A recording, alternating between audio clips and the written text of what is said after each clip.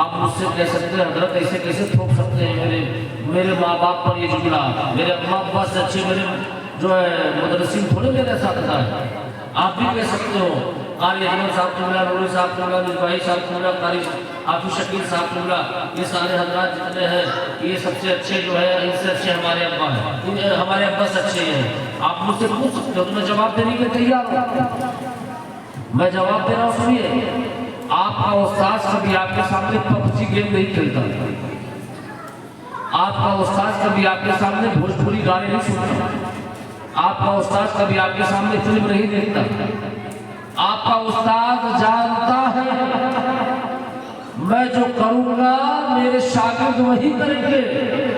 اس لیے وہ تو اللہ کا خوف رکھتا ہی رکھتا ہے، پھر وہ آپ کی پرورش کرنے کے لیے ہمیشہ شریعت و سنت کا پابند بنا رہتا ہے۔ لیکن آپ کے ابا چارپائی پر لیٹ گئے، لنگی پہنے ہیں، بدن میں کپڑا نہیں ہے ان کے، لیکن کہو وہ فلم دیکھ رہے ہو، کہو آپ کی اماں کو گالی بک رہے ہو، کہو آپ کی بہن کو ماں بہن گالی بک رہے ہو، لیکن استاد ماں بہن کی گالی نہیں بکتا، اسے پتا ہے اس بات کا علم ہے اسے کہ میں جیسا کروں گا میرے شاگرد ویسے ہی کریں گے، اس لیے استاد کا مقام سب سے بلند ہے، اس لیے استاد کا مقام سب سے بلند ہے۔ تمہاری زندگی میں نکھار کس نے پیدا کیا؟ تمہارے اساتذہ نے مدرسے لائی پڑھنے کے لیے، اعدادیہ میں داخلہ لیا، ثانیہ ثالثہ رابعہ خامسہ سادسہ سابعہ میں داخلہ لیا، درجے اول دوم سوم پنجم میں داخلہ لیا، 6 مہینے کے اندر تمہارے رہنے سہنے کی زندگی بدل گئی۔ آخر یہ بھی گھر ہے، تم جس گاؤں سے آتے وہ بھی گھر ہے، آپ جس گھر سے آئے وہ بھی گھر ہے،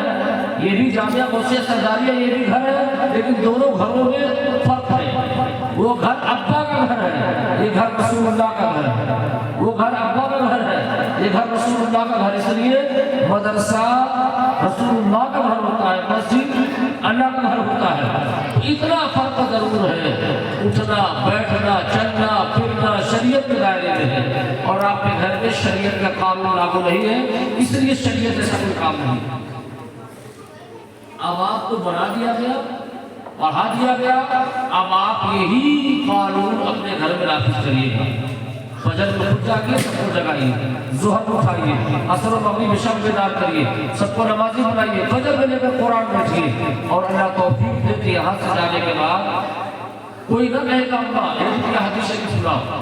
ابا کہیں گے بیٹا حدیث شریف سناؤ، بھابھی نہیں کہیں گی بیٹا تقریر کرو، خود اپنے سے بیٹھ جانا لے کر کتاب، اور پہلے بیان کرنا ایمان کیا ہے،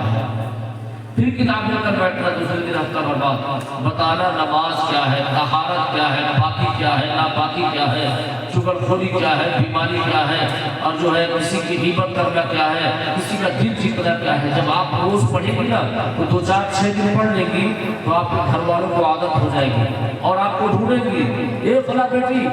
آؤ ہمیں مصطفیٰ کی حدیث شریف سنا۔ اس لیے میرے عزیزوں،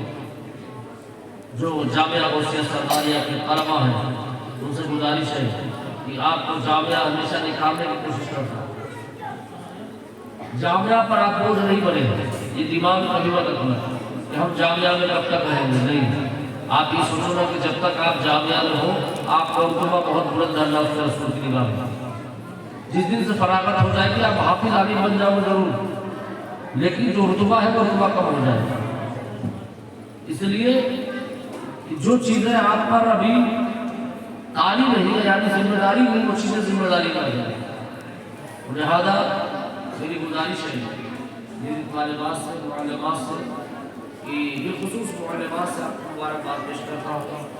الحمدللہ سب نے معلمات کو بالخصوص اور سبھی حضرات اور دل کی عطا گہرائی سے کہ الحمدللہ آپ کی محنت اور کاوش رنگ لائی کہ جامعہ سرداریہ کتاب النساء للمراد میں آج یہ حسین منظر دیکھنے کو مل رہا ہے کہ ختم بخاری شریف کی محفل میں آپ شرکت کیے ہیں۔ دعا گو رب العزت کی بارگاہ میں پاک پروردگار تمام معلمات کو مولا صحت عطا فرمائے، تندرستی عطا فرمائے، بیماریوں سے شفا عطا فرمائے، ان کے والدین کو صحت و تندرستی توانائی عطا فرمائے۔ سب سے بڑی بات ہے اللہ دنیا میں اور آخرت میں عزت بھری زندگی جینے کی توفیق۔